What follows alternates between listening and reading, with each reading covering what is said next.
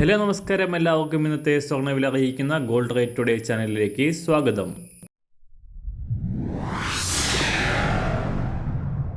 ഇന്നത്തെ സ്വർണ്ണവിലയിലേക്ക് കടക്കുന്നതിന് മുൻപായി എല്ലാ ദിവസവും സ്വർണ്ണവിലയും വെള്ളിവിലയും സ്വർണ്ണത്തെ സംബന്ധിച്ച് കൂടുതൽ വിവരങ്ങളും യഥാസമയം ലഭിക്കാനായി സ്ക്രീനിൽ വലതുവശത്ത് കാണുന്ന ചുവന്ന നിറത്തിലുള്ള സബ്സ്ക്രൈബ് ബട്ടൺ അമർത്തിയതിനു ശേഷം തൊട്ടടുത്ത് കാണുന്ന ബെൽ ബട്ടൺ കൂടെ അമർത്തി തുടർന്ന് വരുന്ന ഓപ്ഷൻസിൽ ഓൾ എന്ന് സെലക്ട് ചെയ്യുക. വീഡിയോ ഇഷ്ടമായാൽ ഒരു ലൈക്ക് നൽകാനും നിങ്ങളുടെ നിർദ്ദേശങ്ങൾ കമൻറ്റ് ചെയ്യാനും കൂടെ ശ്രദ്ധിക്കുക.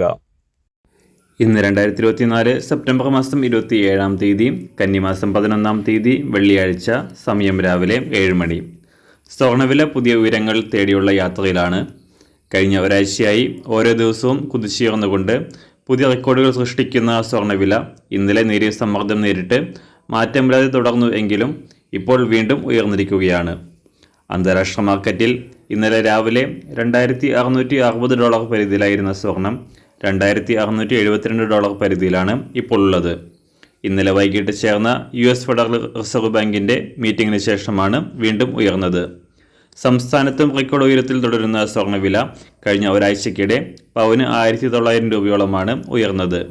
പശ്ചിമേഷ്യയിലെ സംഘർഷങ്ങൾ രൂക്ഷമായി തുടരുന്നത് വരും ദിവസങ്ങളിൽ സ്വർണ്ണവിലയെ കൂടുതൽ ഉയരങ്ങളിലേക്ക് എത്തിക്കും എന്നാണ് വിദഗ്ധരുടെ അഭിപ്രായം.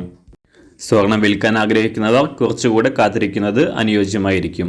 ഇന്ന് രാവിലെ സ്വർണ്ണവില അന്താരാഷ്ട്ര മാർക്കറ്റിൽ 1 ഔൺസ് സ്വർണത്തിന് $2,672. സംസ്ഥാനത്ത് ഇന്ന് രാവിലെ 24 കാരറ്റ് സ്വർണ്ണവില 1 ഗ്രാം 7,701 രൂപ, 1 പവൻ 61,614 രൂപ. 18 കാരറ്റ് സ്വർണ്ണവില 1 ഗ്രാം 5,776 രൂപ, 1 പവൻ 46,210 രൂപ.